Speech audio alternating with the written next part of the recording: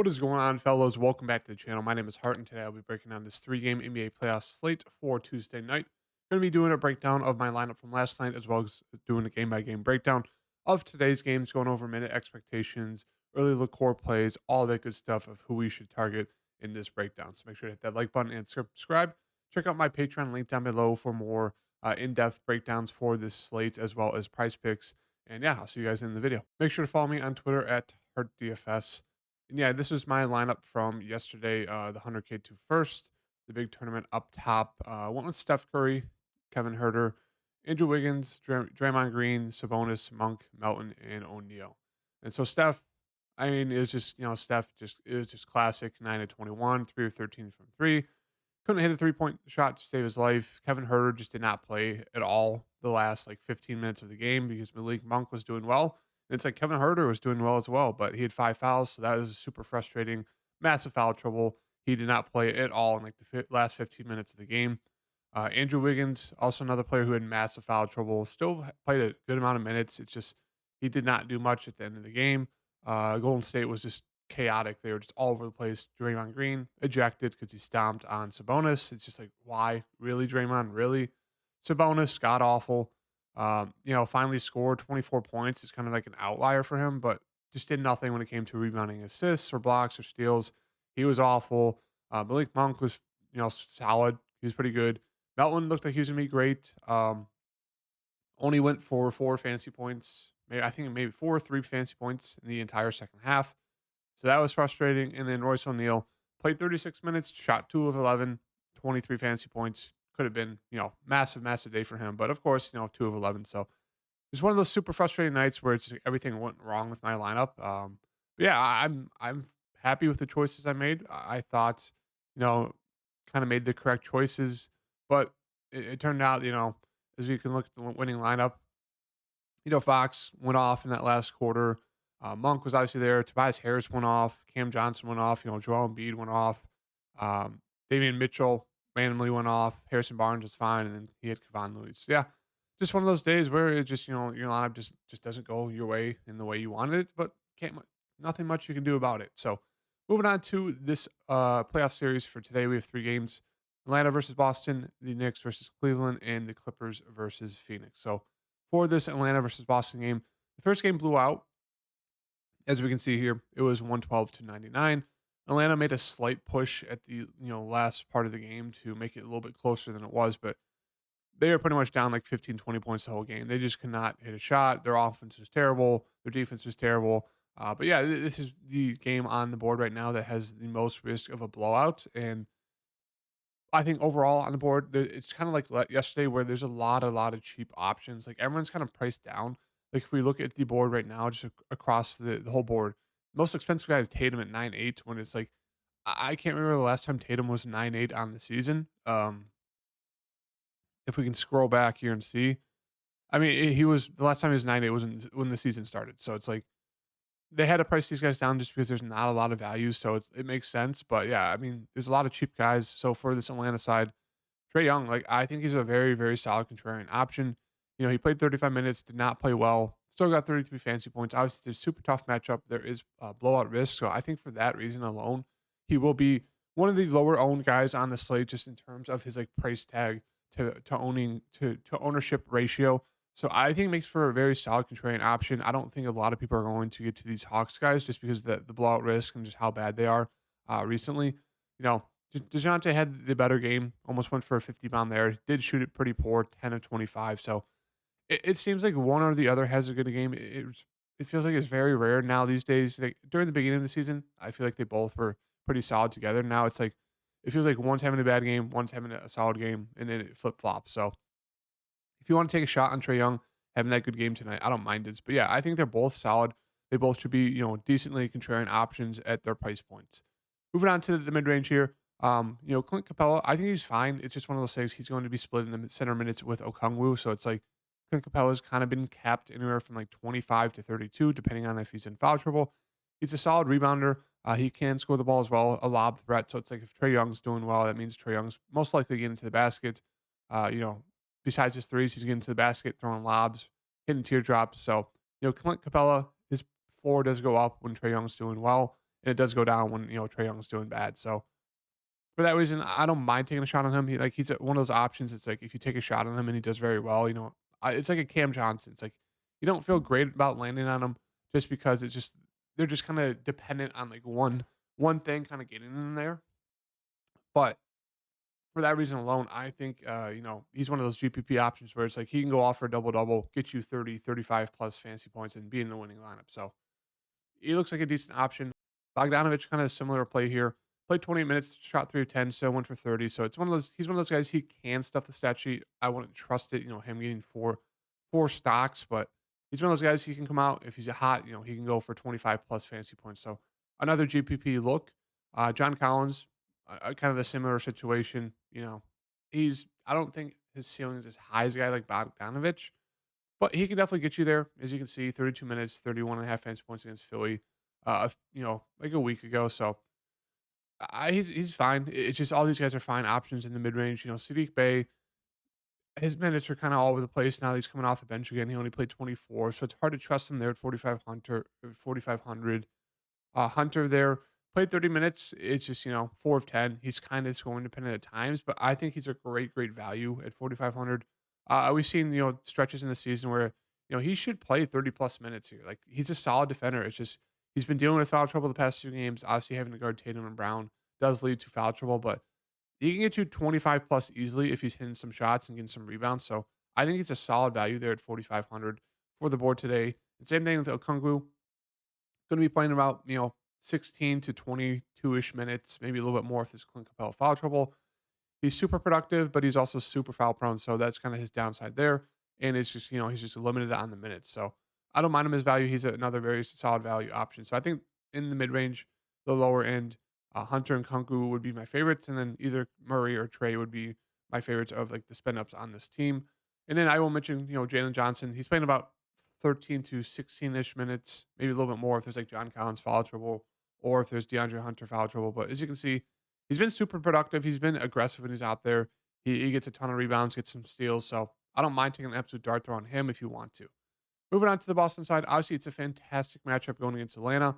It's just, can you trust this game to stay close? If you can, I think Tatum and Brown come in at fantastic price tags. I'd almost prefer Tatum, even though he's way more expensive, just because we know he's a little bit of a safer floor there. Brown had the big game last game. Tatum, shot 10 of 23, did not shoot the ball well. Still went for a double double, but yeah, I really like both Tatum and Brown a lot tonight. Smart, Horford, White. I expect White to be super chalky once again. He was chalky last slate, played 38 minutes, was super productive. But I don't trust that. I mean, he's a solid option, but I think Tatum and Brown are going to run the show. Last game it was more like everyone kind of chipped in and they blew him out. So I think it's going to shift back to more of Tatum and Brown show tonight. I think Smart and White are both solid plays. I think Horford's a very solid play. He played 38 minutes. I don't think we can trust that. I think we can expect at least 30. But even if we expect 30 from Horford at 5.5, I think he's still a very solid option. And then Brogdon, I think he's a super solid pivot play off of a pretty chalky Whites and then off of a Smart who could probably get more ownership than Brogdon. So I think Brogdon's a very solid play there off the bench, 5,100. His price has really come down. We know he can go for 40 plus if he's really hitting the shots. He's aggressive off the bench. He's like their spark plug. So I do really like Brogdon there at 5,100. And then I do think Robert Williams is a very solid play. Like we haven't seen the upside that he had last year, just because he's coming off the bench. Minutes are slightly limited, but he's a high energy guy. He can easily go off for a double double in like 20 minutes. So I do like Robert Williams a lot as like a lower owned, high upside GPP play that is kind of risky. And then they did throw in some Sam Hauser, but I don't think we can trust that. Grant Williams got the DMP, so that's kind of the first game there. Moving on to the Knicks in Cleveland. On the Knicks side, my interest really right now is going to be just Randall and Brunson. I think they both look really solid, even though it's a slow paced, gross game, tough matchup. I think they both look decent. I mean, they're going to have all the usage, and they're both going to play probably 40 plus minutes. I mean, we saw Brunson only play 30 just because he had massive foul trouble in the first half, so he missed a ton of time and pretty much played the whole second half. But yeah, I think those two look great. Barrett is more just like a kind of like another Cam Johnson option where he's priced up. Um, Most people probably won't play him, and it's one of those things like he will be the third option behind Brunson and Randall. So I think he's just a solid GPP contrarian option. Hart is questionable. If he's out, or excuse me, he's doubtful. So if he's out, it's just gonna be more minutes to guys like Barrett, Brunson, quickly, Grimes. They'll just sprinkle the minutes, so it's not like there's gonna be like a gap in the lineup where we can lock in a value. They'll just spread it out. So I think quickly becomes more of just like a solid option off the bench. There should see like mid 20s minutes. Did not play well, 0-5, but he looks like a solid option. Mitchell Robinson has solid upside, but his minutes are kind of all over the place. So it's hard to trust him there at 5-4, but I think he makes for a fine GPP play. Same thing with Grimes. He'll probably see 30 plus minutes, but it's one of those things. He'll be like the fourth slash fifth option, and we saw him as like the fourth slash fifth option. As you can see, even like 30 minutes here, like this stretch, like he was playing huge minutes, just really wasn't doing anything. I mean, sure you can get the one game where he's like aggressive, hits some shots, and goes for like 30, but at his price tag, I just don't love him at his price tag because he's like the fourth, fifth option on his team. Hartenstein and Obi Toppin will kind of fill out the rest of the lineup. I think, Hartenstein's a fine play. Obi Toppin is kind of forced, but they are there. Moving on to Cleveland here. Donovan Mitchell played massive minutes, 44, shot at 30 times, went for a 66 bomb. I mean, I think he looks very solid as a spend up. Same thing with Garland. I like Garland a lot. Played 43 minutes, did not get a single rebound in 43 minutes, which is absolutely wild. Did not get any assists, so he just had a terrible game there in 43 minutes. Kind of made up for it a little bit with the steals there with 4, but yeah, super, super bad game there for Garland in 43 minutes. I expect a bounce back spot here for Garland tonight. Same with Mobley. He really struggled, but it's nice to see that they're playing their starters, the main four, a huge amount of minutes. So I think we can guarantee at least 38 plus for Mitchell, Garland, Mobley, and Allen if there's no foul trouble for any of them. So that looks great at their price tags. I think that all of them look super, super solid. My favorite two would probably be Garland and Mobley, but I think all four look fantastic, even though it's a slow paced game. Karis LeVert, I don't mind taking a shot on him. We know he's one of those guys that's like, he should see mid 20s minutes. Last game he was terrible, so his minutes were down a little bit. But if he's productive, like they will run him 22 to 25 minutes, maybe even a little bit more if he's that productive. He could kind of be the fifth man, off that bench there that they look to. So I think he's a super solid play there at 4,300 if you're looking for like a cheaper value to take a shot on tonight. Okoro, I just don't trust him. It's hard to trust him. 23 minutes. He's just not very productive, but he is there at 3,700. So if you want to take a dart throw on him, you could. Rubio, he's a dart throw. Didn't see a ton of minutes. Only saw 6 minutes. So it's hard to trust that. Said he saw 19, but it's one of those things. It's like, I think they went to him over Levert just because Seti was hitting a few more shots. So it's like, sure, you can land on Seti, but I really only feel great landing on Karis LeVert there at 4,300 off the bench. They're running a pretty tight rotation. They played 7 minutes for Dean Wade. Not really sure why. So I think we can just expect huge minutes for the starters here, huge minutes for Levert, and maybe just split minutes between, Okoro, Rubio, and Seti and Dean Wade. Like maybe 15 minutes combined from all four of those guys to kind of fill in like the eighth slash ninth option off the bench. But yeah, not much interest in them besides Karis LeVert off the bench and obviously the starters. Moving on to the last game here, the Clippers. Kawhi Leonard had a fantastic game there. Went for 38, 55 bomb, 9,400. Kind of the same thing. I really like Kawhi a lot. He's going to be the main guy here, so he looks very, very solid. I had Russ last game at, very low ownership, and he shot 3 of 19, which is just super frustrating. Still made up for it, though. 3 blocks, 2 steals, 8 assists, 11 rebounds, 44 fantasy points. So I think once again, Russ looks super, super solid. I do think a lot of people will land on him, so he won't be as low owned as he was last slate because people are going to see that box score, see that price tag, and be like, all right, we know Russ has huge upside. Nice to see him get, what was it, 36 minutes after shooting 3 of 19. Usually, uh, especially in the regular season, he'd get benched if it was like 3 of 10 at halftime, and they'd go to other guys off the bench. But it was nice to see they stuck with him just because he was super solid defensively. So I think he looks great there alongside Kawhi. I really like Powell. It'll be interesting to see how his ownership is today. He's pretty chalky that last night. Only played 23 minutes, even though he was hitting his shot. So it's like he was doing fine, but I think they just ran with Eric Gordon just because he's playing slightly better. So Powell, his minutes were limited a little bit there, but I like running it back with him here. We know he has upside. We know they're going to need his scoring, so I like running it back here with Powell. He's just a solid play. Zubac, another solid play as I mentioned. It's like if he gets the minutes, he has very solid upside. Did not get any blocks, which he usually does. Get over a block per game. But yeah, if we're going to see 30 minutes from Zubac, even 25, I think he makes for a fine play there. They did, even though the Suns kind of ran small at times, they did still trust Zubac out there. So that was nice to see. Eric Gordon's a fine play. Played 32 minutes, but he's one of those guys where it's like if he's not hitting the shots, he could get, maybe low 20s minutes and just be a very bad play. So I think I prefer getting to Powell over Eric Gordon, but I guess you could take a shot at Eric Gordon. Morris came off the bench, was just god awful. If you want to go on him, sure. Plumlee played 18 minutes. He was super productive. So it's like if Plumlee's going to see mid teens to high teens, maybe even 20 minutes, I think he's a fair play there at 4,000. Batum was kind of the last guy in. Started, played 21 minutes, which didn't do much, but he is definitely viable at 3,900. And I guess you could always take a shot on Bones Highland, and in case Rust is terrible, gets in foul trouble or whatever it is that maybe they look to Bones. But right now, main focus on the Clippers is obviously Kawhi, Russ, Powell. Moving on to Phoenix here. Durant looks fantastic at 9-3. I love him once again.